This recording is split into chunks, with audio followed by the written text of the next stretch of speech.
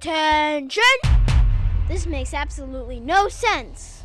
Ladies and gentlemen, this is Zander's Facts.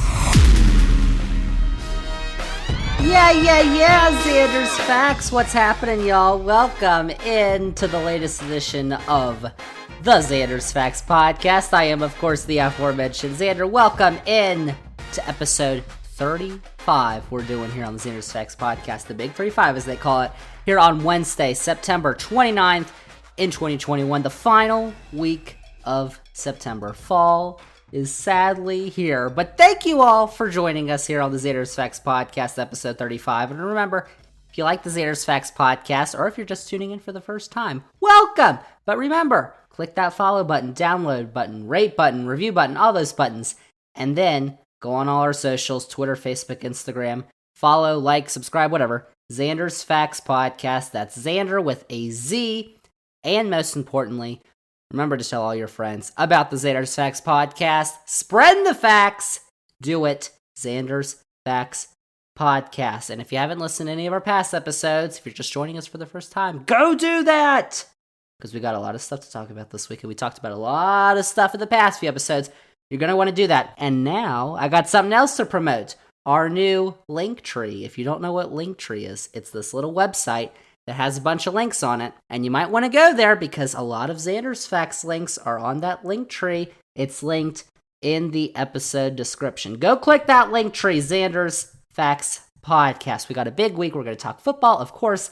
We're going to start with some politics because we got a lot of stuff going on in politics, even though I say that every week. Duh! This week is the biggest week yet of the Zander's Facts podcast in politics. Bold move there. Last week we did the little recap episode where we talked about everything that's going on. We're just going to look at Congress this week because there are some major things going on right now in Congress. The Biden agenda is on the line, and we're going to talk about it this week. But first, let's give you an update of what's going on across the pond. Because for the last 2 weeks, we've been talking about the German elections. And you're like, why do you care about the German elections? Because they're big news. So, last Sunday, they finally voted in Germany. And guess what? It was the Social Democrats who got the most votes. They got 25.7% of the vote. The SPD, they were able to defeat the Christian Democrats for the first time in a while. They only got 24.1%. So, of course, if you've listened to our past 2 episodes of this podcast, you know that that is not a majority. And they need a majority for sole rule and to form the government, but they don't have one.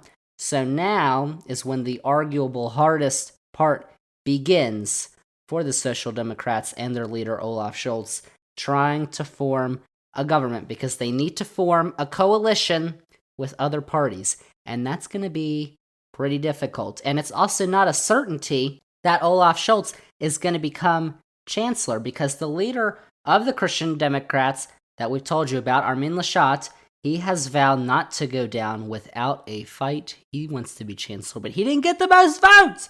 It could happen. I'm just saying it shouldn't happen, and it's unlikely. So, of course, 24.1% for the Christian Democrats, that is the worst result they have gotten since the CDU and the CSU have aligned to form the bloc, the Christian Democrats, that they have. That's a pretty bad result.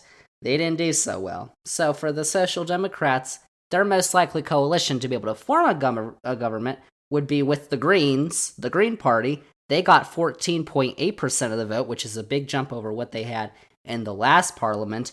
And that could put their leader, Annalena Baerbock, in a high-ranking government position for the Greens for the first time. How about that? And the Free Democratic Party, the Free Democrats, who got 11.5%. So if you add them up, 25.7%, 14.8%, 11.5%, that gets you to exactly 52%. So it would be a coalition, it'd be a government, it'd be a pretty weak one, and they wouldn't have very much room for error, but it could be months before we know if a coalition's going to be agreed to. But in any case, these results are big news for world politics, and a pretty big victory for progressives as well. Social Democrats are more to the left in Germany, and the Greens are too. and the Christian Democrats are more to the right. And as we said a couple weeks ago on this podcast, if you haven't listened, that's pretty good for the left around the world. That's in Germany.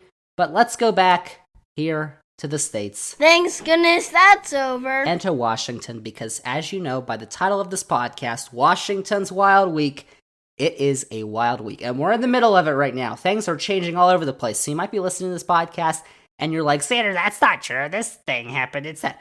Well, that could happen because things are changing every second. But as of now, as I'm recording this podcast on Tuesday afternoon, before this podcast comes out on Wednesday, the 29th, here's where things stand. So, here we go. If you only follow politics, just a little bit, if you zone out of this podcast while I'm talking politics, this week you need to zone back in because this is a big week. It's going to mark one of the busiest legislative weeks we have seen in our lifetimes in Washington. And it's all happening right now, right before our eyes. It's amazing. This week, Democrats on Capitol Hill have set arbitrary deadlines on the passage of the bipartisan infrastructure bill, as well as the Democratic human infrastructure bill, the other one, which we have talked about a ton on this podcast. They need to pass both of them through Congress and get them to the desk of the president.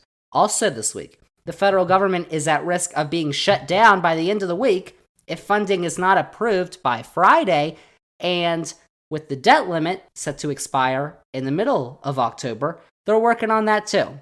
So this week, we're going to break down everything that's going on and the ramifications of each issue and what that could have for the future and for you, because this is probably going to affect your life too. Zander's Facts, let's talk about it. Deal with it. First, we've got the infrastructure bills, the economic bills that we have been talking about for months, like literally all summer. Zander's Facts has been talking about this. And finally, we may be at the end of it. Maybe not.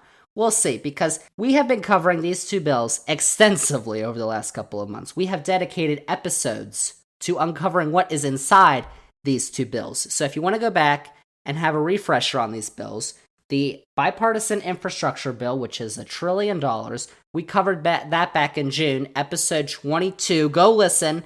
And then episode 29 in August is when we covered the other bill, the reconciliation bill, spending human infrastructure, spending bill. It's all those things. They really didn't come up with a name. It's pretty bad. But that's what we discussed on episode 29. So go listen to those. Good to know. So right now, Democrats are trying to pass both of those this week, but they're being held up because progressives and moderates have different ways of thinking on how this should happen. And that is never good.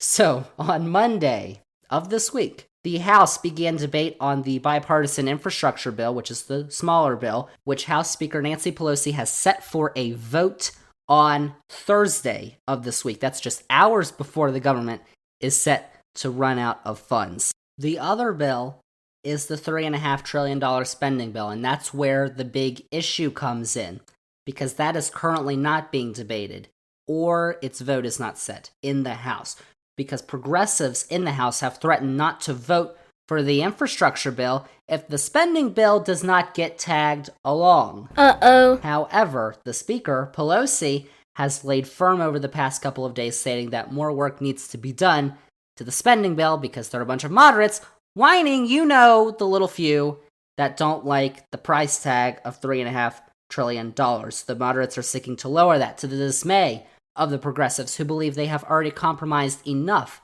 because their initial offer was $6 trillion. If you remember that back in the spring or early summer, it was $6 trillion. They compromised to $3.5 trillion, and now the moderates are whining again. So that's what we've got going on. Cool facts, bro. Pelosi stated that she believes the bill is going to shrink in size, hopefully not by much though, because there's a lot of stuff in there that is really needed in America right now.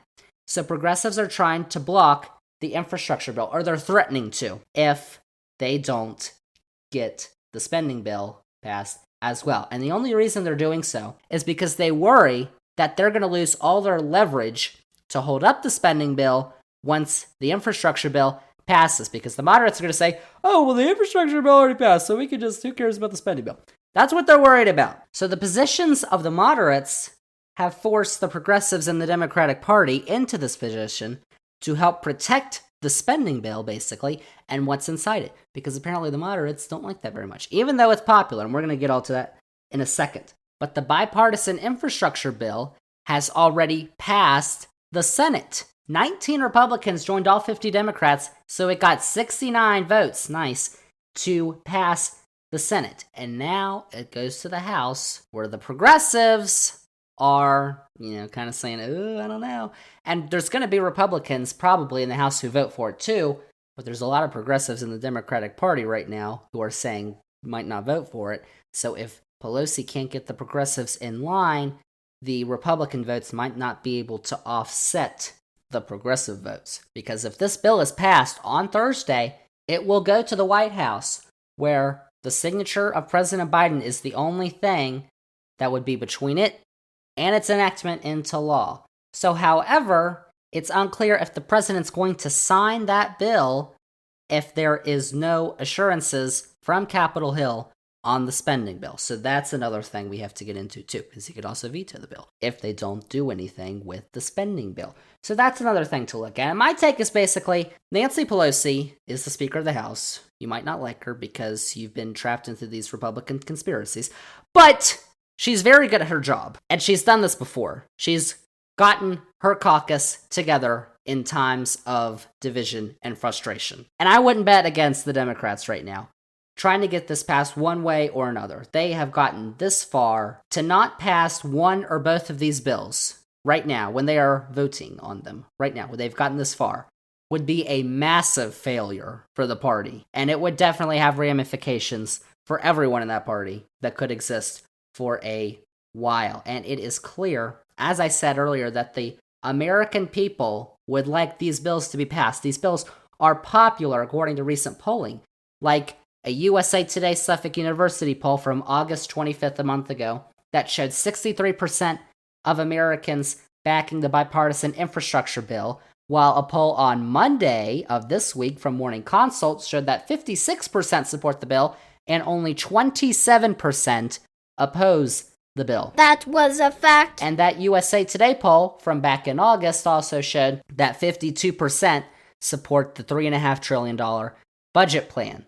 So these bills are popular, and they would have a massive effect on the lives of everyday Americans. Just go back to our past episodes on these bills to see what's in them. The $1 trillion bipartisan infrastructure bill has got infrastructure, as its title suggests, major investments that we haven't seen in decades on roads, bridges, the power grid, airports, high-speed internet, public transportation, electric vehicles, and clean water. So all those would help the U.S. continue to develop as a world leader.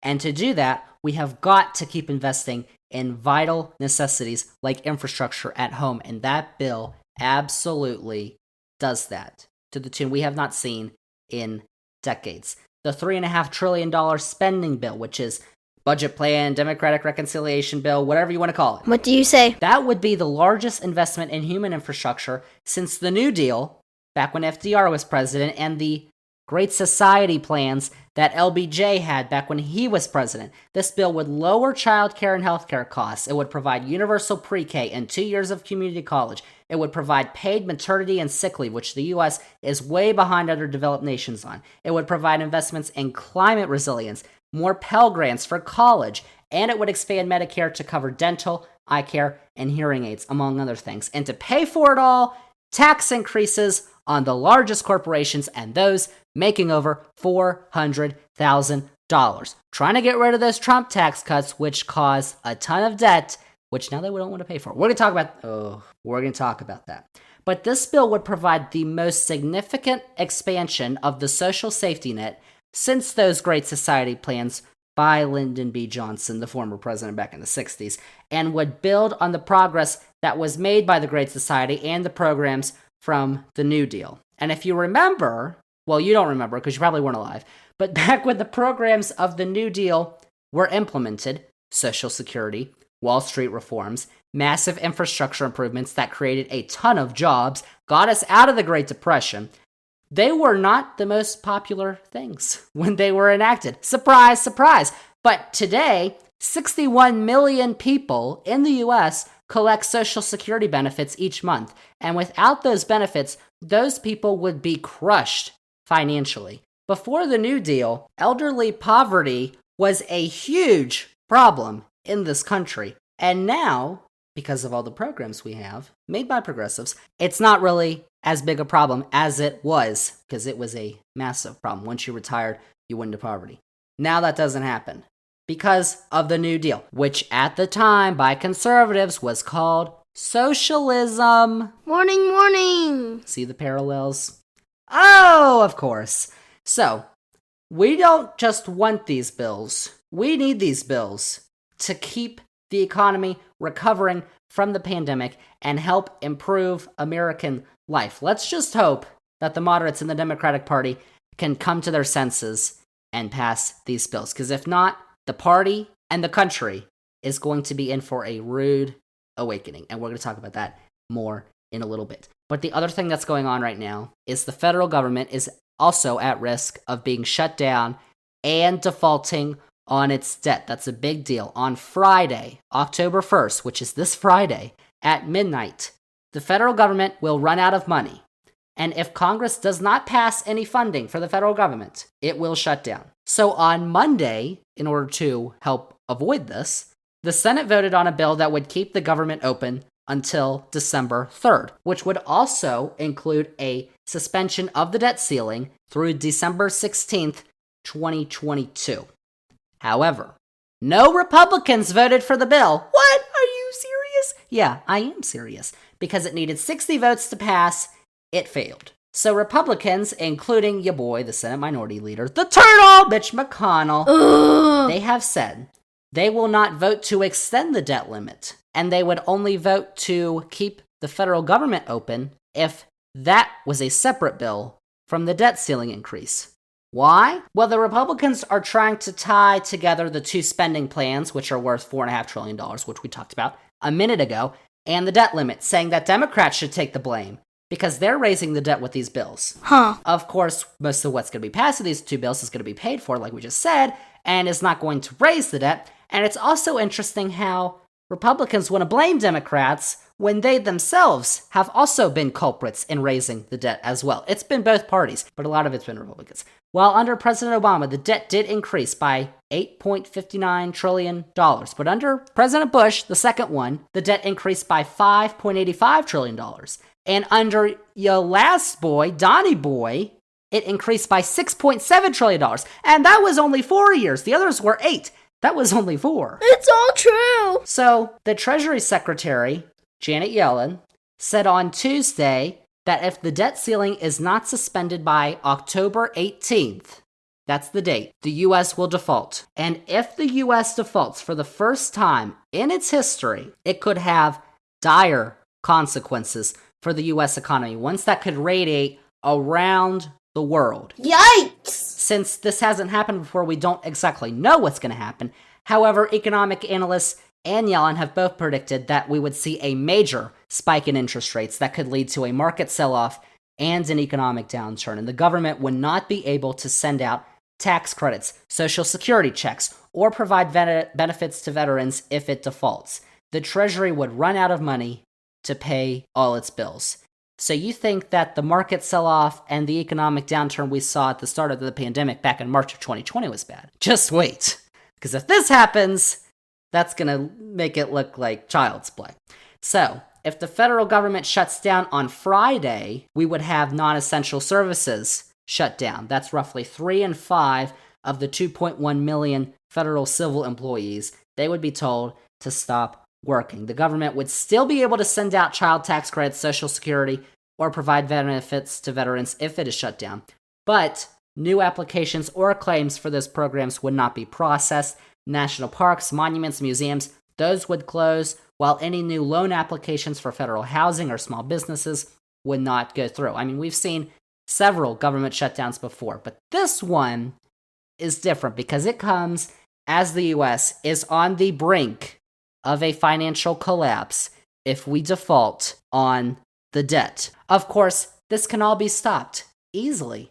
How? Tell me. If Republicans in the Congress decided to fund the government and suspend the debt ceiling. But it's amazing how they're willing to play with the well-beings of millions and millions of Americans right now because they don't want to pay their own bills. So now, the party that prides itself on fiscal responsibility is preparing to shut down the government and cause a massive recession because they are unwilling to pay the bills for which they helped create. Remember, the Trump tax cuts that the Republicans passed caused an additional $4 trillion in debt as of September of 2020. That's pretty fiscally irresponsible.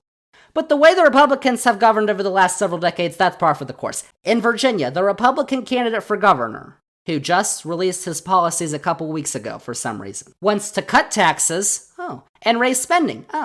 Well, that sounds great, but it doesn't make any sense. How could you cut taxes and raise spending when you don't have enough money? That is how you go into debt. Virginia was just rated as having the best economy in the country. If that happened, Virginia would be sent into financial turmoil. It's so fiscally irresponsible. Sick burn. It's ridiculous. So if this shutdown actually happens and the government actually defaults, you know who to blame. Because it's not the party that's actually trying to fund the government right now and stop the U.S. from defaulting. That's the Democrats. But the one that doesn't want to pay its own bills and is willing to put the economic status of the U.S. on the line for political points. That's the Republicans, of course. It might be one of the most dangerous things a political party has ever done in the history of our country. Of course, let's just forget about the insurrection that they did a couple months ago. That's, get rid of that. But this, oh my gosh. But that's basically what conservatism has boiled down to in this country right now, hasn't it? Republican politicians have showed time and time again that they really don't give a crap about the average American they represent and are only in it to prop themselves up figuratively, financially. They just want power and greed to themselves. But people will still vote for them because the Republicans continue to be told that Democrats are evil, socialist, baby killers who want to take your freedoms away. And that Republicans are the only hope we have against communism. Oh my gosh. Could you believe those Democrats, evil baby socialist killers? They're killing babies with their own hands. Really? Well, of course, none of that is true. But so much of this country's been brainwashed by Fox News, all the right-wing crap, that they believe that. So sad. Republicans and conservatives have spent the last several elections proposing absolutely nothing that would help the average American unless you're in the top 1% of earners. And they know that the only way they can keep getting elected is if they lie about their opponents. A large reason of why Donald Trump won Florida and why the southern border of Texas went red is because the Republicans kept screaming socialism in the faces of Cubans, even though that's not remotely close to what the Democrats are doing, and to immigrants and Hispanics in Texas who are now worried. And they'll say, oh, well, the Republicans are against socialism. Lies. So conservatism, as you can see, is fundamentally ruining this country and democracy. And it's sad to look what's happening before our eyes. Zander, you're overreacting. Well, they're trying to default the government right now, which would destroy the economy.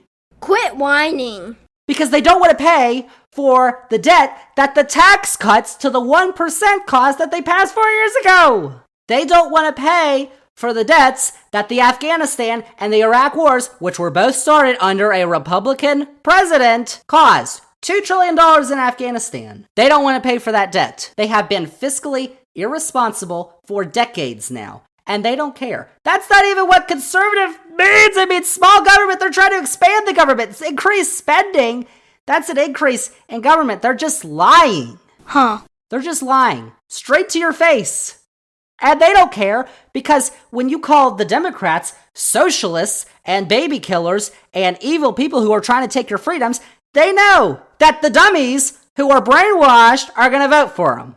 Maybe next week on this podcast, we'll take a look at the history of this country and how it has actually been progressive movements that have taken this country forward, getting rid of slavery, giving women the right to vote, the Civil Rights Act, and how it's been conservative ones that have held this back. Maybe we'll take a look at the history of conservatism next week on this podcast. How about that? Rant over. But what's going to happen this week in Washington is major, and in one way or another, it's going to affect your life. Let's Move on. Anyway, this is going to be one of the most consequential weeks we will see in a while in Washington. The infrastructure bills will impact your life.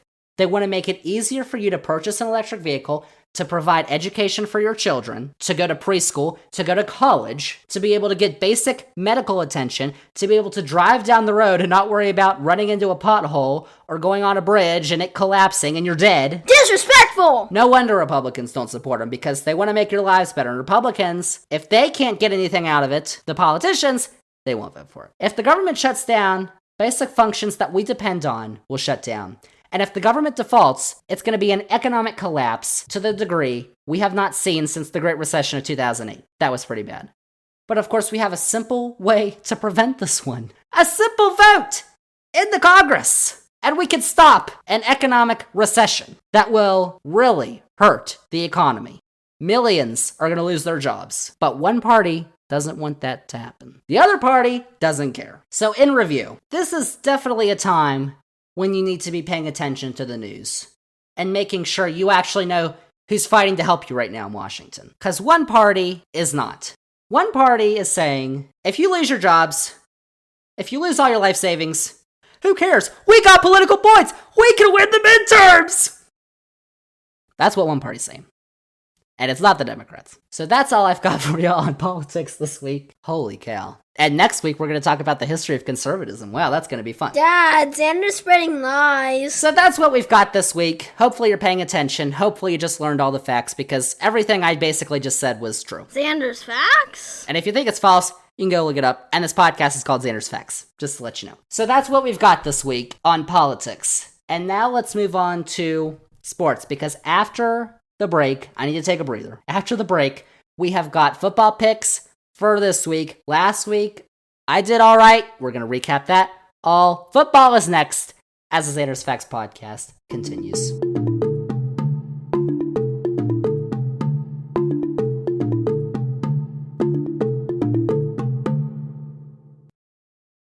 Everybody, get ready for Zander's Facts. Welcome back into the Zander's Facts podcast. Zander is here, and I am all refreshed, recharged, ready to go after just screaming about whatever. So, let's go here to some football, and let's start with week 5 in college football, because last week I made a bold prediction, and you all were like, Zander, are you crazy? And I was like, yeah, I might be. But it turns out I wasn't. It was Clemson and NC State. Clemson hasn't been doing so well on offense. I said that, so I said, well, they're playing in Raleigh, North Carolina, so I think NC State's going to win. And guess what happened? They beat Clemson in double overtime. That's cool. How about that? Oklahoma State ended up beating Kansas State, who was ranked in the top 25. I picked that too. Upset Zander's Facts. Of course, some of my other bold moves did not work out. Notre Dame and Wisconsin. In what was a close game, Notre Dame ended up dominating Wisconsin. They beat them by 31 points. In the fourth quarter, I think they got 2 straight pick sixes the Notre Dame defense did. That was pretty crazy. But Notre Dame won. Wisconsin did not. I did not pick Notre Dame to win, sadly. Arkansas also showed out because they beat Texas A&M 20-10. Of course, Nebraska could not get it done against Michigan State, who I picked to lose to Nebraska, and Michigan State won by a field goal in overtime. And there were also a couple of other upsets, too. Baylor is 4-0.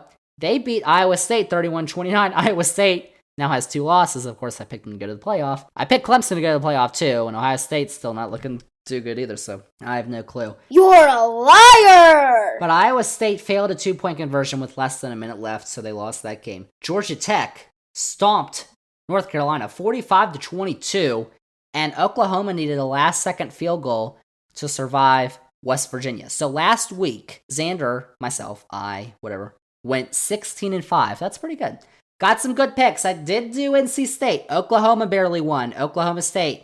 Of course, I picked Texas A&M. They lost to Arkansas. I picked Wisconsin. They lost to Notre Dame. I picked Iowa State. They lost to Baylor. I picked Nebraska. They lost to Michigan State. And I picked North Carolina. They lost to Georgia Tech. North Carolina looked terrible. But that is 76.19% of games right, and that bumps the yearly record up to 64-20. Clearly, you are nowhere close because Zander has all the facts. That's 0.762 winning percentage. That's pretty good. But that's week 4. Now let's go on to week 5. and the predictions. We're going to start out with two great games. We've got a couple really good games this week in college football, but let's start off with number 1 Alabama. They are at home. They welcome the Rebels of Ole Miss, who are 3-0. They are 12th of the country. That game is 3:30 on CBS, and it's the first of two great SEC matchups this week. And Ole Miss's offense has definitely looked elite so far, and they are going to face their toughest test yet. But, Zander's facts. In the upset, Ole Miss is going to beat Alabama. Yeah, okay. Because this year has been crazy. Alabama's going to lose at home to Lane Kiffin and Ole Miss. Book it, Zander's facts. That's the first great SEC game. The second game involves number 2 Georgia, who will host number 8 Arkansas. That's a top 10 matchup at noon on ESPN. It's the first of 2 top 10 matchups this week. Arkansas comes to Georgia, and Arkansas surprised me last week with their win against Texas A&M. And Georgia scored 62 points against Vanderbilt. Vanderbilt scored 0. So, kind of a rest week. And some are saying that Georgia's front 7 might be one of the best in the history of college football on defense. Well, Arkansas's run, they're 4-0, I think is going to end this week. I think Georgia is just too talented on defense. They will beat Arkansas, and that's going to be College Game Day's game this week in Athens. A nooner! How about that? Heading to the West Coast for number 3 Oregon, they head to California to face Stanford at 3:30 on ABC. Oregon heads to Silicon Valley to take on a Stanford team that did fall to UCLA last week, and it might be closer than the spread, but I will take Oregon to win. The Saturday night game on ABC at 7:30 is Indiana heading to Happy Valley to face the number 4 Penn State Nittany Lions. Indiana has definitely not been as impressive as people thought they would be. Like I said would happen, I said they probably weren't going to be impressive this year. Penn State has definitely looked legit. They'll easily beat the Hoosiers, and the next week they face Iowa, who is number 5 right now. Whoa, what a game that might be. Iowa faces Maryland on Friday, 8 o'clock on FS1. Maryland's undefeated. They're 4-0, and they have an impressive win over West Virginia right now, who's looking pretty good, even though they just lost to Oklahoma, but by a last-second field goal. And it took Iowa a little bit of time to go past Colorado State last week. So in the upset, another top 5 upset, Maryland is going to beat Iowa on a Friday night. Overrated. And next week, the Terrapins head to Columbus to take on Ohio State. Big Big Ten games next week. And this is another big one. That's going to be a good Friday night game. Oklahoma is number 6, and after they barely beat West Virginia last week, they take a bye. And the second top 10 matchup of the week, it's Cincinnati, who is 7. And after their bye week, they take on the number 9 Fighting Irish at Notre Dame at 2:30 on NBC. Notre Dame has impressed me. I didn't think they were going to be that good this year, but they beat Wisconsin, who has definitely not impressed me. But I really want to pick the Bearcats. So in fact, I will. Cincinnati's going to win in South Bend, another upset. Well, actually, I guess it's not for the polls, but a lot of people would think that's an upset, Cincinnati beating Notre Dame. I think they will. Zander's facts. The 10th ranked team in the country is Florida. They are 3-1. They face Kentucky, who is undefeated at 6 o'clock on ESPN.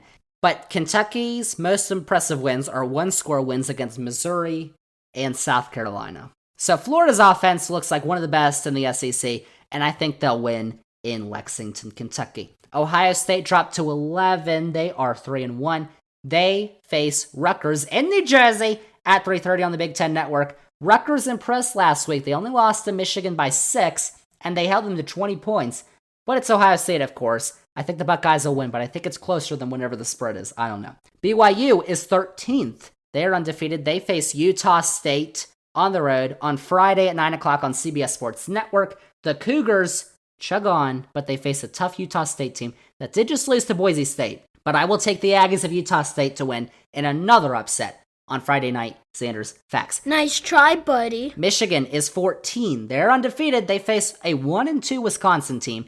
That's the big noon game on Fox. Michigan continues to impress while Wisconsin disappointed once again. This should be a comfortable win for the Wolverines of Michigan. Mississippi State heads to College Station to take on the 15th ranked Aggies of Texas A&M at 7 o'clock on the SEC Network. A&M's, of course, coming off that loss to Arkansas, and they face a dangerous offense in Mississippi State. Could be an upset. but I don't think so. I think the Aggies are going to bounce back. Texas A&M is going to win. Louisiana Monroe plays at Coastal Carolina, who's 16th and undefeated at 2:30 on ESPN+. Coastal Carolina keeps moving up the polls. They will win. Western Kentucky faces an undefeated 17th ranked Michigan State team at 7:30 on FS1. Michigan State survived my upset pick of Nebraska in overtime last week, and I think they can handle Western Kentucky at home. Fresno State is 18th. They move up. They face Hawaii. In Hawaii. How about that? At 11 o'clock on Saturday night on CBS Sports Network. And Fresno State has to take that plane ride to the islands to face the Rainbow Warriors. And definitely don't underestimate that plane ride, even from the West Coast over to Hawaii. I'll take the Rainbow Warriors. Hawaii is going to win the game in a top 25 matchup. Sneaky. Both these teams were not ranked last week, but Baylor is undefeated at 4-0. They're 21st. They go to Stillwater to take on Oklahoma State, who's also undefeated at 19 in the country. That game's 7 o'clock, ESPN2. Baylor got a big win over Iowa State last week, and the Oklahoma State beat Kansas State at home. But I think the talent advantage is going to give the Cowboys the win. Give me Oklahoma State. UCLA is 20th. They are at home. They face Arizona State at 10:30 on FS1. UCLA survived Stanford last week, and now they welcome Arizona State, who has not been that impressive, so I will go with the Bruins of Ookla. Auburn is 22nd in the country. They will face LSU in Death Valley at 9 o'clock on ESPN. And Auburn struggled against Georgia State last week, while LSU was able to defeat Mississippi State on the road. So in the Battle of the Tigers, give me the LSU Tigers in this one. Original. NC State, after their big win, gets into the poll at 23. They are at home against Louisiana Tech at 6 o'clock on ESPN Plus and the ACC Network Extra. After a huge win against Clemson, Louisiana Tech comes in to Raleigh for NC State. Trap game? Nah, I don't think so. NC State's going to win. Louisville faces Wake Forest, who is 24th in the poll. Wake Forest is 4-0. That game is 12:30 on the regional sports networks and ESPN3. Wake is undefeated, and the second team to make the poll in the ACC after they beat Virginia last week. Louisville has also looked sharp, so this should be a good game, but I think the Demon Deacons of Wake Forest are going to roll on. And finally, at 25th, where's Clemson? They're at 25. They are 2-2. They host Boston College, who's undefeated at 4-0 this week, at 7:30 on the ACC Network. Clemson dropped 16 spots to take the last spot in this week's poll. Man, that was rough. And Boston College should be another popular upset pick, but they are missing their star quarterback, Phil Dracovic, and that should allow Clemson to sneak it out at home against Boston College. So I'm predicting definitely a weekend of chaos in college football. Couple big upsets in the top 10, and we'll see if this wild college football season keeps on chugging, because it has definitely been wild. Clemson's 25th. Ohio State's not looking that sharp. I don't know about Oklahoma. We'll see about Alabama. We'll see. That's college, but Here it comes. to finish off this podcast, let's go to the pros. It's week 4 in the NFL this week, but last week was week 3, and it was another exciting week in week 3 in the NFL that started off on Thursday night with the Panthers improving to 3-0 with the win over the Texans. And on Sunday, the Bills, the Browns, the Saints, the Bengals, and the Broncos were all easily able to beat their opponents, who were Washington, the Bears, the Patriots, the Steelers, and the Jets. And there were a couple of great games too. The Ravens beat the Lions on a last-second field goal, and that field goal from Ravens kicker Justin Tucker was an NFL record 66-yarder.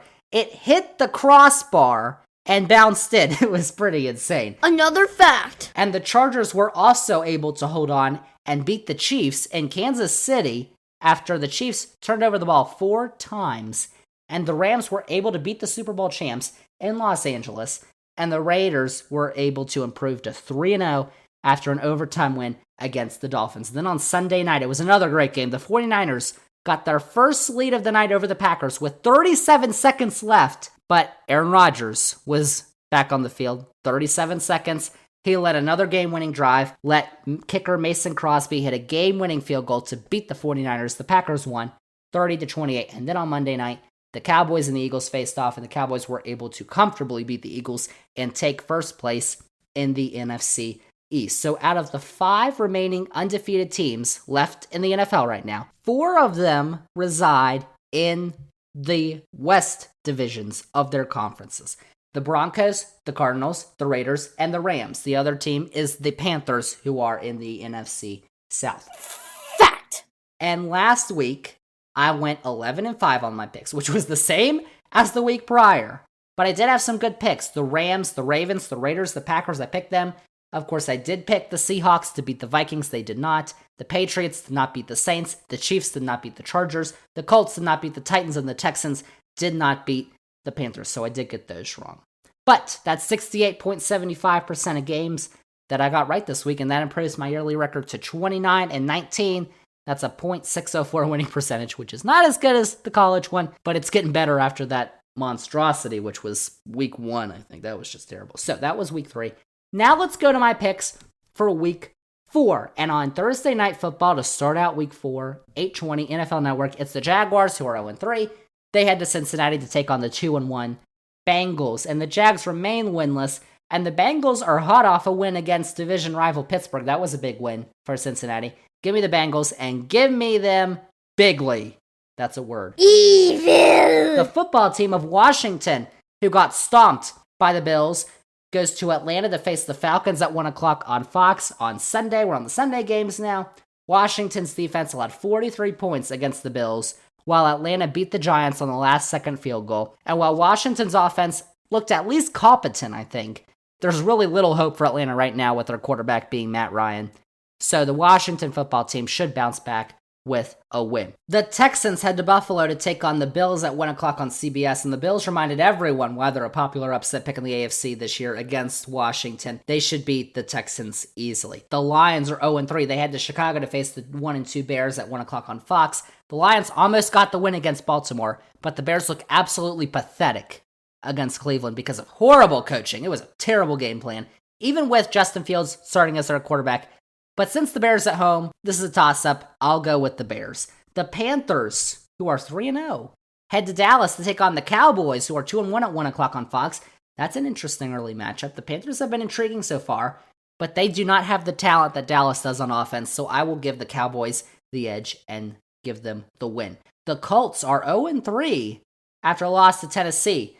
They take on Miami, who couldn't hang on in overtime to Las Vegas at 1 o'clock on CBS. I will give the Colts their first win of the season. The Browns head to Minnesota to take on the Vikings at 1 o'clock on CBS, and the Browns kept rolling last week, while Minnesota finally got their first win of the year against Seattle. Minnesota just won't go down quietly this season, even though I want them to. Cleveland should win the game. The Giants are 0-3. They take on the Saints at 1 o'clock on Fox, and it says a lot when the owner of the Giants says that he would be booing his own team right along with the fans who were booing their team last week. Fight me. They stink. The Saints should win in their first game of the year in NOLA because of the hurricane. They're back. The Titans take on the Jets in the Meadowlands at 1 o'clock on CBS, and their Jets rookie quarterback Zach Wilson looked horrific once again last week. The Jets are 0-3. He's showing high signs of bust right now. The Titans should roll. The Chiefs, who have started the year 1-2. You'd be a rich man if you bet on the Chiefs starting the year 1-2. And after a tough loss to the Chargers, they head east to face the Eagles, who got stomped on Monday Night Football. That game 1 o'clock on CBS. If the Chiefs can't win against the Eagles, start sounding the alarm for them. But I think they will. That's the 1 o'clock games. To the afternoon games at 4 o'clock, it's the Cardinals and the Rams. I don't care what anyone else says. This is my game of the week. The Cardinals and the Rams are both undefeated in an NFC West showdown in Los Angeles, and I'm really high on Arizona this year. But the Rams are at home, and at home they're a different beast. They just beat the Buccaneers. So I'm going to predict that the Rams will squeak it out. But watch out for the game in Arizona later this year. That game is 4:05 on Fox. Also at 4:05 on Fox, it's the Seahawks and the 49ers in San Francisco. The Seahawks disappointed against Minnesota last week, while the 49ers left a little too much time for the Packers in the end. But I'm going to go with the Seahawks to even up their record to get to 2-2. The Ravens take on the Broncos. The Broncos are 3-0. That game is 4:25 on CBS. CBS has got 2 decent late games in their doubleheader. The Broncos are undefeated. The Ravens are 2-1. And despite that, the Broncos' 3 wins are against the Giants, Jaguars, and Jets. So yeah, they won't be undefeated after the Ravens come to town. And the other game was probably supposed to be the big late afternoon game, but has the struggling Steelers taking on the resurgent Packers. It's getting painful watching Ben Roethlisberger play quarterback for the Steelers right now. Green Bay should dominate them at 4:25 on CBS. And Sunday Night Football, it's the game we've waited for a year and a half. The return of Tom Brady to Massachusetts. Tom Brady returns to New England to take on the Patriots. The Buccaneers play the Patriots 8:20 in BC. It's definitely clear who the better team is, and I think that team should win pretty easily. Tampa Bay! The Buccaneers will win. And then on Monday night, a good one in the AFC West. It's the Raiders, who are 3-0, who take on the Chargers at 8:15 on ESPN. The Raiders are 3-0. Impressive 3-0 as they head to LA on Monday night against the Chargers squad that just beat the Chiefs and Kansas City. And while the Raiders are definitely an improving team, I'm going to take my chances with the Chargers offense that looks really good right now. Spitting the truth. So those are my picks for NFL Week 4. And we'll see how we do next week. Hopefully, really good. But that is all for football. That's it for Zander's Facts. That's all we've got for you this week here on the Zander's Facts podcast, episode 35. Thank you all for suffering through all my rants here on the Zander's Facts podcast this week. Episode 36 is coming up next week. Apparently, we're going to talk about the history of conservatism in America. What? So you don't want to miss that next week because we're going to have some more rants. Of course, we're going to have more football next week. That's coming up, episode 36. But remember, if you liked all the facts you listened to here on the Zander's Facts podcast, then click that follow button, download button, rate button, review button, and then go on all the socials, Twitter, Facebook, Instagram, at Zander's Facts. That's Zander with a Z. And remember, tell all your friends, Zander's Facts podcast, spread the facts, tell all your friends that Zander is crazy. Yep. That's it. That's all we've got for you this week on episode 35 of the Zander's Facts podcast. Thank you all for listening, and we'll see y'all with episode 36 next week.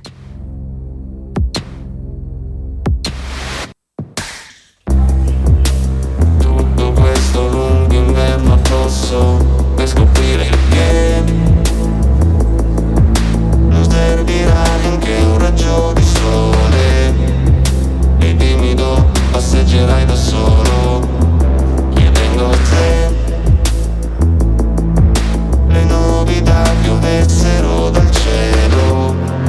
Staremo tutti ad aspettare che capiti qualcosa o che qualcuno si accorga di noi per poi morire un'altra volta ancora, per poi morire un'altra volta ancora.